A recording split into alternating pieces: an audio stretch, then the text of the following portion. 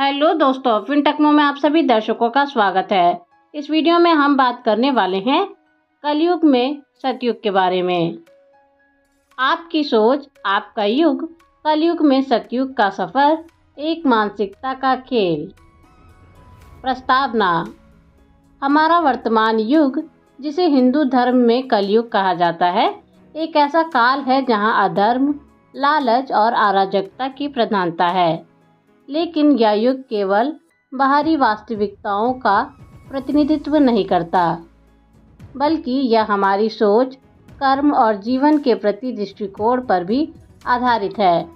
हमारी सोच से ही हमारा युग निर्धारित होता है।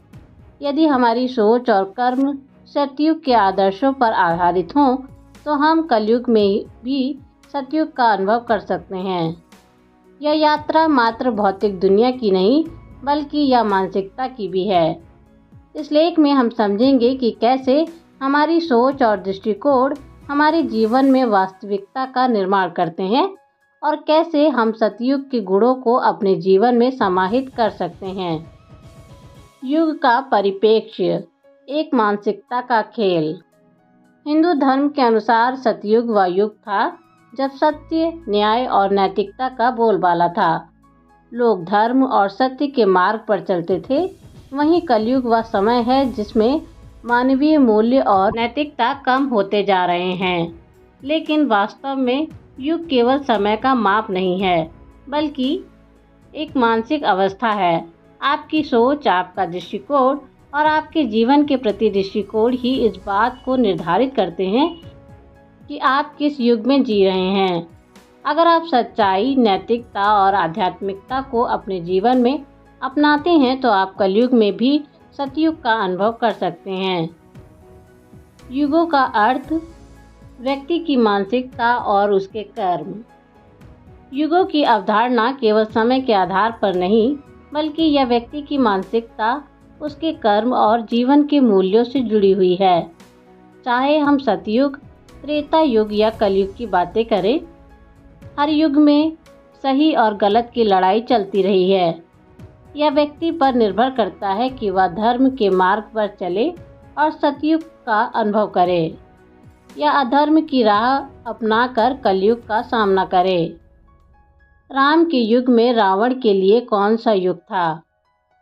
राम का युग त्रेता युग था, जिसे धर्म और सत्य का प्रतीक माना जाता है।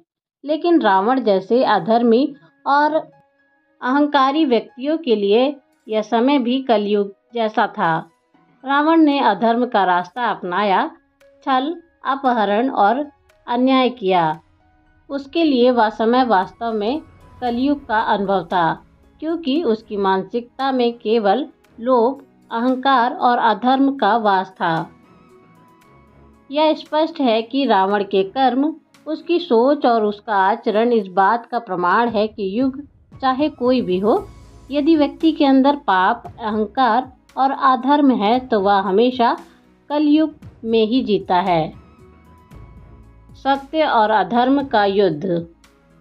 राम और रावण का युद्ध केवल दो राजाओं का युद्ध नहीं था, बल्कि यह सत्य और अधर्म का संघर्ष था। राम के लिए जो धर्म और सत्य के मार्ग पर थे, यह युग सतयुग जैसा था। दूसरी ओर रावण ने अहंकार और अधर्म को अपनाया था, इसलिए उसके लिए वही युग कलयुग जैसा था। यह स्थिति यह स्पष्ट करती है कि युग की परिभाषा केवल समय के आधार पर नहीं होती, बल्कि व्यक्ति के कर्म और सोच पर निर्भर करती है। राम के युग में भी रावण जैसे लोगों के लिए कलयुग ही चल रहा था, क्योंकि उनका जीवन अधर्म और पाप से भरा हुआ था। कलयुग और सतयुग, व्यक्ति की मानसिकता पर आधारित। आज के समय में भी जो लोग भ्रष्टाचार, झूठ, छल और हिंसा को अपनाते हैं, उनके लिए यह युग कलयुग है। वहीं जो लोग सत्य, न्याय और धर्म का पालन करते हैं, उनके लिए यह समय भी सतयुग की तरह है। यह कहना कि यह कलयुग है, यहाँ ऐसा ही होता है, वास्तव में कमजोरी या अधर्म का सहारा लेने जैसा है। यदि हम सही हैं और धर्म का पालन करते हैं, तो हमारे लिए यह युग भी सतयुग हो सकता है। इसलिए यह आवश्यक है कि हम अपनी सोच को सकारात्मक बनाए रखें। जो लोग सत्य, न्याय और धर्म के मार्ग पर चलते हैं, उनके लिए हर युग सतयुग है। शिकायत से नहीं, कर्म से बदलाव आता है।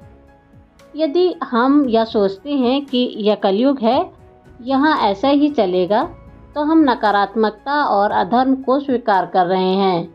लेकिन यदि हम सही जीवन जीने का निर्णय लें और सत्य के लिए खड़े हों, तो हम अपने लिए सतयुग का निर्माण कर सकते हैं। युग की अवधारणा केवल धार्मिक कथा नहीं है, बल्कि यह हमारे जीवन के मूल्यों और कर्मों से जुड़ी है। जो लोग अधर्म और भ्रष्टाचार को अपनाते हैं, उनके लिए हर युग कलयुग है, और जो धर्म, सत्य और न्याय के मार्ग पर चलते हैं, उनके लिए हर युग सतयुग है। सतयुग और कलयुग के गुण। सतयुग के गुण: सत्य और धर्म की प्रधानता, बिना स्वार्थ के सेवा, अहिंसा और समानता, प्रकृति और ईश्वर से जुड़ाव, आदर्शवादी जीवन शैली। कलयुग के गुण: लालच और स्वार्थ, हिंसा और असमानता, आध्यात्मिकता से दूरी, नैतिकता का पतन। निष्कर्ष: इस प्रकार युग केवल समय का विषय नहीं है, बल्कि यह व्यक्ति की मानसिकता, कर्म और जीवन के मूल्यों से जुड़ा है। रावण जैसे लोगों के लिए हर समय कलयुग जैसा होता है, जबकि राम और उनके जैसे धर्मनिष्ठ लोगों के लिए हर युग सतयुग होता है। हमारी सोच और कर्म ही यह निर्धारित करते हैं कि हम किस युग में जी रहे हैं। सकारात्मकता को अपनाना और सही कर्म करना हमें सतयुग की ओर ले जाएगा। युग की वास्तविकता हमारे आचरण में निहित है, और यही हमें बेहतर समाज की ओर अग्रसर कर सकता है। यदि हम सतयुग के गुण जैसे सत्य, धर्म और सेवा को अपनाते हैं, तो हम कलयुग में भी सतयुग का अनुभव कर सकते हैं। इसीलिए सकारात्मक सोच और सही कर्म अपनाकर हम न केवल अपने जीवन को बेहतर बना सकते हैं, बल्कि समाज में भी परिवर्तन ला सकते हैं। युगों की अवधारणा केवल धार्मिक कथा नहीं है, बल्कि यह हमारे जीवन के मूल्यों से जुड़ी है। जब हम सही मार्ग पर चलते हैं, तो हर युग हमारे लिए सतयुग बन सकता है। कलयुग भले ही अधर्म का प्रतीक हो, लेकिन हमारी सोच और कर्म हमें सतयुग का अनुभव करा सकते हैं। आपकी सोच से ही आपका युग तय होता है, और अगर आपकी सोच सतयुग की है, तो आप इस भौतिक दुनिया में कलयुग में भी सतयुग का आनंद उठा सकते हैं।